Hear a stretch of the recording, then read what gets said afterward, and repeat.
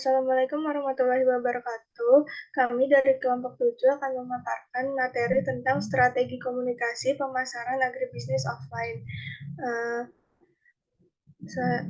Kelompok 7 ini beranggotakan 5 orang. Yang pertama yaitu saya sendiri, Ayunda Suci Azhara dengan NIM 3003. Saya Indri Ayu Santika 1027. Saya Rezi Syaril Fitri dengan NIM 2026. Saya Muhammad Arkan Syafiq Karim dengan NIM 2035.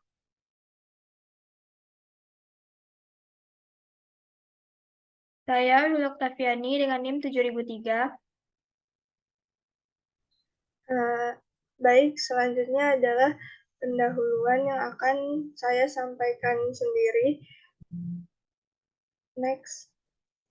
Komunikasi pemasaran sangat berperan penting dalam halnya memasarkan produk, dikarenakan komunikasi pemasaran sendiri memiliki suatu kemampuan untuk menarik perhatian minat semua orang yang menjadi target sasaran untuk tergerak melakukan pembelian suatu produk. Strategi komunikasi pemasaran dapat dikatakan sebagai dasar tindakan yang mengarah pada kegiatan atau usaha pemasaran sebuah perusahaan yang menjual produk atau jasanya. Untuk mencapai suatu tujuan, perusahaan harus melakukan komunikasi pemasaran yang benar dan terencana agar berhasil dalam mencapai tujuan yang tepat sasaran dengan waktu yang efisien dan dengan biaya yang relatif rendah. Materi selanjutnya yaitu pengertian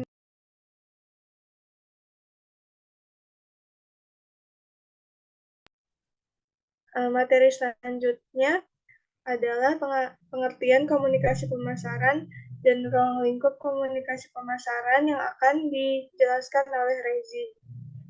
Kepada Rezi dipersilakan. Baik, terima kasih moderator. Yang pertama adalah pengertian komunikasi pemasaran. Komunikasi pemasaran atau marketing communication adalah sarana di mana perusahaan berusaha menginformasikan, membujuk, dan mengingatkan konsumen secara langsung maupun tidak langsung tentang produk dan merek yang dijual oleh perusahaan. Kata komunikasi pemasaran memiliki dua unsur pokok, yaitu ada komunikasi dan ada pemasaran. Komunikasi adalah proses di mana pemikiran dan pemahaman disampaikan antar individu atau antar organisasi dengan individu. Komunikasi sebagai proses penyampaian pesan yang merupakan gagasan atau informasi pengirim melalui suatu media kepada penerima agar mampu memahami maksud dari pengirim tersebut. Lalu ada kata pemasaran, yaitu sekumpulan kegiatan di mana perusahaan atau organisasi lainnya mentransfer nilai-nilai atau adanya pertukaran tentang informasi produk, jasa, dan ide antara mereka dengan pelanggannya. Selanjutnya dapat kita simpulkan bahwa komunikasi pemasaran atau marketing communication adalah sarana di mana perusahaan berusaha menginformasikan, membujuk, dan mengingatkan konsumen secara langsung maupun tidak langsung mengenai produk. Menurut Kennedy Swemanagara tahun 2009, bahwa komunikasi pemasaran adalah kegiatan pemasaran yang menggunakan teknik komunikasi yang berfungsi memberikan informasi kepada orang banyak agar tujuan perusahaan tercapai dan terjadi peningkatan pendapatan atas penggunaan jasa atau pembeli produk yang ditawarkan. Ini menurut Kusniadi tahun 2016. Menurut Kotler dan Keller tahun 2016 pada halaman 580, komunikasi pemasaran adalah sarana di mana perusahaan berusaha menginformasikan, membuat, dan meningkatkan konsumen secara langsung ataupun tidak langsung tentang produk dan merek yang mereka jual. Dalam arti tertentu, mereka mewakili kekuatan perusahaan dan mereknya. Selanjutnya ada ruang lingkup dari komunikasi pemasaran sendiri. Bagian besar yakni komunikasi pemasaran internal dan eksternal. Komunikasi pemasaran internal adalah komunikasi pemasaran yang sangat bergantung pada aktivitas interaksi antar individu dalam struktur, karena setiap orang dalam struktur perusahaan adalah pelaku pemasaran atau marketer yang membawa simbol-simbol komunikasi pemasaran perusahaan secara tidak langsung. Ya, lalu ada komunikasi pemasaran eksternal. Komunikasi pemasaran eksternal terfokus pada sasaran komunikasi kepada pelanggan, di mana diharapkan pelanggan akan menularkan informasi atau pesan yang mereka peroleh dari perusahaan tersebut kepada masyarakat lain yang lebih luas. Dikembalikan kepada moderator. Baik, terima kasih Rezi. Materi selanjutnya adalah bauran promosi yang akan dijelaskan oleh Willy. Baiklah, selanjutnya yaitu mengenai bauran promosi. Bauran promosi sebagaimana disebutkan oleh Philip Kotler adalah perpaduan khusus antara iklan, penjualan pribadi, promosi penjualan, dan hubungan masyarakat yang digunakan perusahaan untuk meraih tujuan iklan dan pemasarannya. Di mana bauran promosi itu terdiri dari advertising, selling, direct marketing, sales promotion, dan public relation. Untuk yang pertama yaitu kegiatan iklan atau advertising. Menurut Kotler dan Keller tahun 2012, iklan adalah setiap bentuk presentasi yang bukan dilakukan orang dan berupa promosi gagasan, barang, atau jasa oleh sponsor yang telah ditentukan. Yang kedua, promosi penjualan atau sales promotion. Menurut Kotler dan Keller, sales promotion adalah berbagai jenis insentif jangka pendek untuk mendorong orang mencoba atau membeli produk atau jasa. Tujuannya untuk mendorong pembelian produk atau jasa dengan cara meningkatkan nilai dalam pandangan pembeli.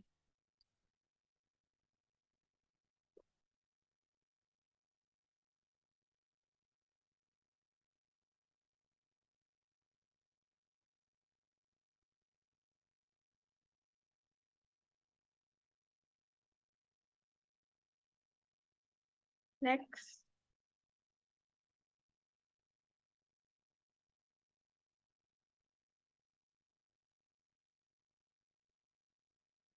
Yang ketiga, penjualan personal atau personal selling. Menurut Kotler dan Keller, personal selling adalah interaksi tatap muka dengan satu atau beberapa calon pembeli dengan maksud untuk melakukan presentasi, pertanyaan, dan memperoleh pesanan. Penjualan tatap muka merupakan sebuah proses di mana para pelanggan diberi informasi secara personal untuk membeli produk yang ditawarkan atau face-to-face. Yang keempat, pemasaran langsung atau direct marketing.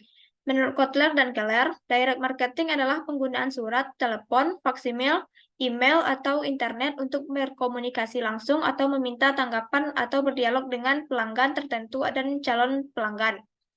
Yang kelima, hubungan masyarakat atau public relation. Menurut Kotler dan Keller, public relation adalah berbagai program yang dirancang untuk mempromosikan atau melindungi citra perusahaan atau masing-masing produknya. Dikembalikan ke moderator. Baik, terima kasih Willy atas penjelasannya. Selanjutnya adalah kelebihan dan kekurangan pemasaran offline yang akan dijelaskan oleh Indri. Baik, terima kasih kepada moderator. Selanjutnya itu kelebihan dan kekurangan pemasaran offline. Kelebihannya yang pertama, tingkat kepercayaan lebih tinggi karena konsumen dapat melihat barangnya secara langsung. Yang kedua, tidak rentan terjadi penipuan. Yang ketiga, pelayanan konsumen yang mudah karena bertemu secara langsung. Selanjutnya, penjual bisa menjelaskan dengan lebih mendetail tentang produk yang dipasarkan. Lebih mudah berkomunikasi dengan konsumen karena komunikasi dilakukan secara face-to-face atau berhadapan. Selanjutnya, mudah dilihat di tempat-tempat umum yang banyak dilalui konsumen. Masih disukai konsumen yang lebih suka berbelanja secara offline. Next. Sedangkan kekurangan dari pemasaran offline yang pertama membutuhkan biaya pemasaran yang relatif mahal sehingga pemilik bisnis yang berskala menengah ke bawah tidak bisa menggunakannya. Yang kedua, pemasaran terbatas secara geografis. Yang ketiga, jangkauan pasar cenderung sempit dan kurang bisa menjangkau daerah lain, apalagi mancanegara. Yang keempat, target pasar kurang dapat tepat sasaran. Yang kelima, pemasaran hanya bisa dilakukan dalam periode waktu tertentu karena harus bertatap muka secara langsung. Selanjutnya membutuhkan biaya tambahan untuk perjalanan jika harus memasarkan produk di tempat lain. Dan pemasaran kurang fleksibel dan hanya dapat bertahan dalam waktu singkat. Sekian dari saya, dikembalikan kepada moderator.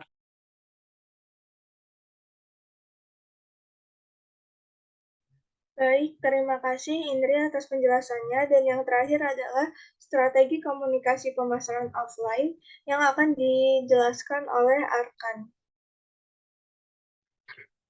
Baik, terima kasih kepada moderator. Selanjutnya yaitu masuk ke dalam strategi komunikasi pemasaran offline. Jadi strategi pada hakikatnya adalah perencanaan atau planning dan manajemen untuk mencapai suatu tujuan. Tetapi untuk mencapai tujuan tersebut, strategi tidak berfungsi sebagai peta penunjuk arah. Tetapi juga harus mampu menunjukkan bagaimana taktik operasionalnya menurut Effendi 2011.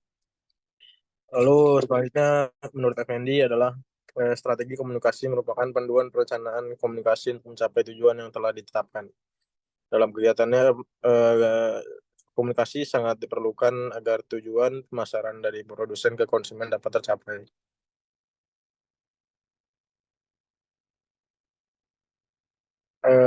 Contohnya ada seperti papan reklam. Papan reklam ini dari segi biaya, promosi iklan melalui papan ini cenderung lebih mahal. Meskipun demikian, tak sedikit perusahaan yang masih tetap menggunakan jenis strategi pemasaran offline satu ini. Salah satu alasannya karena letaknya cukup strategis, yakni di tepi jalan raya yang tentu dilihat banyak orang yang berlalu lalang. Lalu hal ini tentunya akan semakin dinotis orang dengan keberadaan iklan dan pesan yang disampaikan.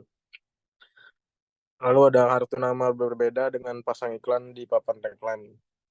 Yang membutuhkan biaya mahal, strategi pemasaran offline yang satu ini cenderung lebih hemat biaya. Pasalnya sebagai pemilik bisnis, Anda hanya perlu menyiapkan dan memberikan kartu nama baik ke klien maupun kolega bisnis. Next. Lalu ada iklan baris. Iklan baris secara offline masih saja efektif dan banyak digunakan hingga saat ini. Hal ini terlihat dari masih menjamurnya iklan baris yang muncul di koran dan majalah. Biasanya iklan jenis ini akan muncul di satu halaman yang secara khusus menampilkan berbagai informasi dari berbagai pengguna lainnya. Lalu ada menjadi sponsor. Bisa dibilang strategi pemasaran offline satu ini sifatnya mutualisme. Ini karena strategi ini mampu membuat semua pihak yang terlibat dalam satu acara itu diuntungkan. Jadi mulai dari penyelenggara acara hingga perusahaan yang menjadi sponsor acara tersebut juga akan dapat keuntungan. Lalu bagi-bagi brosur. Bisa dibilang strategi pemasaran offline satu ini cukup beresiko, bukan hanya dari segi biaya yang cukup mahal, penggunaan brosur juga sangat rentan dirobek, rusak hingga hilang. Kendati demikian, masih banyak perusahaan yang masih setia menggunakan strategi pemasaran offline satu ini. Next. Mungkin itu saja dari strategi yang tadi. Bisa dikembalikan ke moderator. Baik, terima kasih Arkan atas penjelasannya. Sekian presentasi materi yang dapat kelompok 7 sampaikan. Kurang lebihnya mohon maaf. Assalamualaikum warahmatullahi wabarakatuh. Waalaikumsalam warahmatullahi wabarakatuh.